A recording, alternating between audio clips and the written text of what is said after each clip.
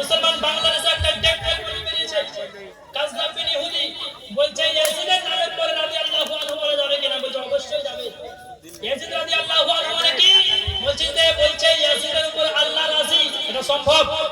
হ্যাঁ, কথা বলেন। হ্যাঁ মুসলমান, যদি কোন ব্যক্তি বলে ইয়াজিদের প্রতি আল্লাহ রাজি, নাম আহলে হাদিস তো দূরের কথা, হাদিস চাইতে বড়, নাম যদি আহলে কুরআন রাখে, নাম যদি আহলে সুন্নাত ওয়াল জামাত রাখে, তার নাম দেখে বিচার করা যাবে না।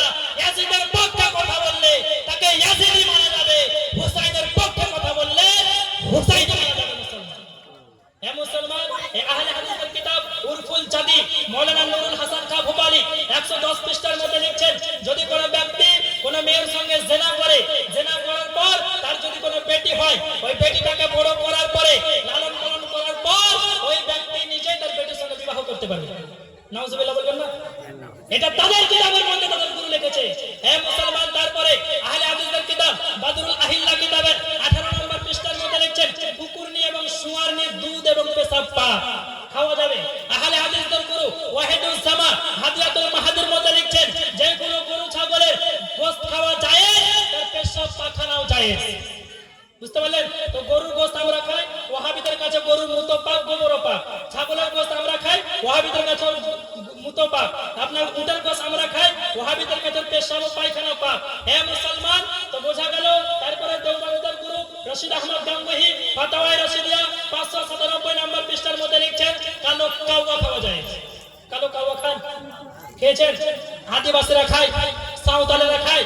মুসলমান দেওবন্দের গুরু লিখছে কালো কাওয়া খাওয়া যায়। তারপরে বয়াবুল ফাতাওয়া রশিদিয়া 575 নম্বর পৃষ্ঠার মধ্যে দেওবন্দের গুরু লিখছেন যে হিন্দুদের দুর্গা কালী পূজার প্রসাদ খাওয়া যায়। বুঝতে পারলেন? তারপরে ওদের মৌলবি বলছে উটের পেশাব খাওয়া যায়। তো মুসলমান এই সমস্ত জিনিসকে লিখেছে জায়েজ। আর শবে বরাতের হালুয়া খাওয়া কি বলছে বিদআত? বলে কি বলেন? যারা বলেন শবে বরাতের হালুয়া বিদআত, মুহররমের শরবত বিদআত। তো মুসলমান তুমি এই সমস্ত জিনিস খাবে কেন? তোমার বাপ দাদা তো গু খাওয়া জায়েজ লিখেছে, কুত্তা খাওয়া জায়েজ লিখেছে, শুঁয়ার খাওয়া জায়েজ লিখেছে, আপনার ছাগলের পেশাব পায়খানা খাওয়া জায়েজ লিখেছে। হে মুসলমান, তো আজকের পর থেকে যদি কোনো ওয়াহাবি বলে যে আপনার হালুয়া খাওয়া চলবে না, বিরিয়ানি চলবে না, ওকে সোজা গরু বা উটের গোহাল দেখিয়ে দিবেন, বলবেন ওখানে পেশাব আছে, মুত আছে, ওটা তুই খা, ওটা আমরা খাই। বুঝতে পারলেন? তো তোমাকে হালুয়া খেতে হবে না, তুমি গু খাও। কি বলবেন? তুমি গু খাও। মুসলমান যার বাপ দাদা গু খাওয়াকে জায়েজ লিখেছে, পেশাব খাওয়াকে জায়েজ লিখেছে, পায়খানা খাওয়া জায়েজ লিখেছে, শুঁয়ার খাওয়া জায়েজ লিখেছে, কুকুর খাওয়া জায়েজ লিখেছে, তাদের জিহ্বা থেকে হালুয়া ভালো লাগবে? হালুয়া ভালো লাগবে না।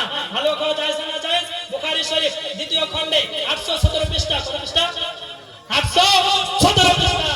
818 হবে না, 816 হবে না, 817 পৃষ্ঠা, হাদিস number 5220, line number 45, Faisal publication দেওবন্দের ছাপ। হাদাসানা ইসহাক ইবনে ইব্রাহিম আল-হামজালি আন আবি উসামাহ আন হিশাম قال اخبرني ابي عن عائشه قالت كان رسول الله صلى الله عليه وسلم يحب الحلوى والعسل। আম্মা জান আয়েশা বলেন রাসূলের পাক সব চাইতে বেশি হালুয়া খেতে ভালোবাসতেন। বলেন সুবহানাল্লাহ। হে মুসলমান, তারপরে কিতাব মিশকাত শরীফ প্রথম খণ্ড 364 পৃষ্ঠা, হাদিস নাম্বার 3999, আন আয়েশা قالت كان رسول الله صلى الله عليه وسلم يحب الحلوى والعسل। নবী মুস্তাফা সব চাইতে বেশি হালুয়া খেতে ভালোবাসতেন। আর কোন কিতাবে আছে? বুখারী শরীফ দ্বিতীয় খণ্ড হাদিস নাম্বার 5433, বুখারী শরীফ হাদিস নাম্বার 5599, বুখারী শরীফ হাদিস নাম্বার 5268, বুখারী শরীফ হাদিস নাম্বার 5682, বুখারী শরীফ হাদিস নাম্বার 6972। এতগুলি কিতাবের মধ্যে মুসনাদ আহমদ বিন হাম্বলের মধ্যে হাদিস, তিরমিজির মধ্যে হাদিস, রাসূলের পাক হালুয়া খেতে ভালোবাসতেন। বলেন সুবহানাল্লাহ। তো মুসলমান বুঝতে পারলেন, সুন্নি জামাতের মধ্যে অটল থাকবেন।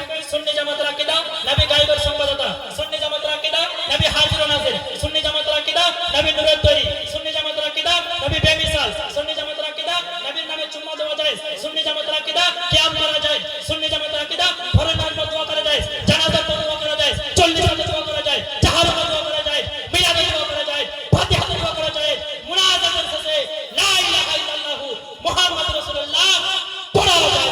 সুবহানাল্লাহ। তো মুসলমান এই দলে প্রতি অটল থাকবেন।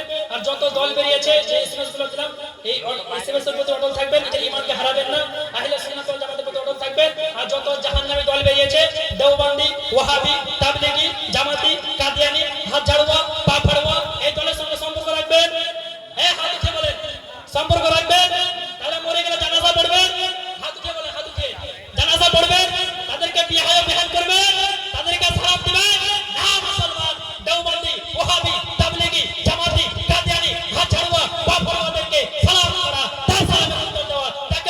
বিহার করা, তার পিছনে নামাজ পড়া, সে মরে গেলে তাকে দেখতে যাওয়া শরীয়তে মোতাবেক হারাম।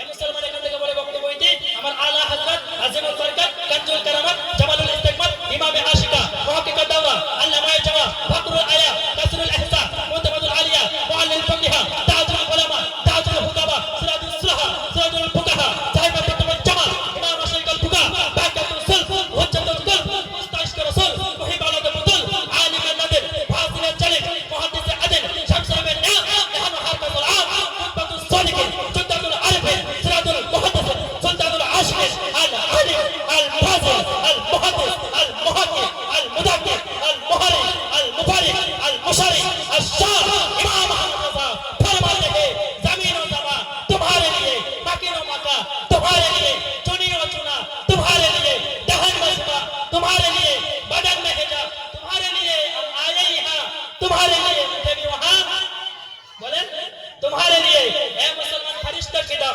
रसूल हिसाब तमाम उम्मत गुलाम करम वजूद आदम हुदूस कदम जहां में आया तुम्हारे लिए। और आला हजरत फरमाते हैं नबी को कैसा मोहब्बत करना चाहिए, जिना में चमन चमन में समन समन में भवन भवन में दुल्हन सजाए महल बेइज्जत मिलन के अमन व अमा तुम्हारे लिए। जिना में चमन चमन में समन समन में भवन भवन में दुल्हन सजाए महल बेइज्जत मिलन के अमन व अमा तुम्हारे लिए। और या रसूल अल्लाह इशारे से चांद को चीर दिया, छुपे हुए फूल को फेर दिया, गए हुए दिल को असर किया, ये ताब व तवा तुम्हारे लिए। सबाओ चले बागो फले तो फूलों खिले दिन हो फले लेवा को चले सना में खिले रजा की जुबा तुम्हारे लिए। तुम्हारी चमक तुम्हारी महक तुम्हारी दमक जमीन फलक सिमा को समक तुम्हारे लिए। अस्सलामु अलैकुम व रहमतुल्लाहि व बरकातुहू।